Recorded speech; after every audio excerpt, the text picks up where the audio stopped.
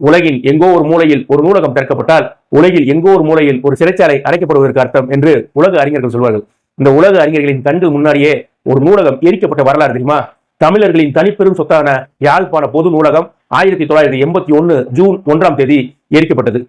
கிட்டத்தட்ட 97,000 புத்தகங்கள், தமிழில் எங்கும் கிடைக்காத தமிழின் முதல் இலக்கிய கலைக்களஞ்சியமான முத்துத்தம்பி பிள்ளையின் அபிதான கோஷம் உள்ளிட்ட பல அரிய நூல்கள், உலகில் எந்த மூலையிலும் கிடைக்காத அரிய ஓலைச்சுவடிகள், 1800 யாழ்ப்பாணத்தில் வந்த பத்திரிகை பிரதிகள் உள்ளிட்ட, இன்னும் குறிப்பாக சொல்ல வேண்டுமென்றால் தமிழின் இரட்டை காப்பியங்களில் ஒன்றான சிலப்பதிகாரத்தின் மூல உரையின் பிரதியை உவே சாமிநாதர் யாழ்ப்பாண நூலகத்திலிருந்து தான் பெற்றார் என்று சொல்லப்படுகிறது.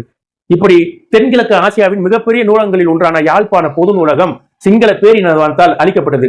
ஒரு இனத்தை அழிக்க வேண்டுமென்றால் அந்த இனத்தின் வரலாறை அழித்துவிடு, இனம் தானாகவே அழிந்துவிடும் என்று சொல்வதுதான் நினைவுக்கு வருகிறது. தமிழர்களின் அறிவு பெட்டகம், பண்பாட்டு காப்பகம், வரலாற்று பொக்கிஷம் அளிக்கப்பட்ட நாள் ஜூன் 1 தமிழர்களின்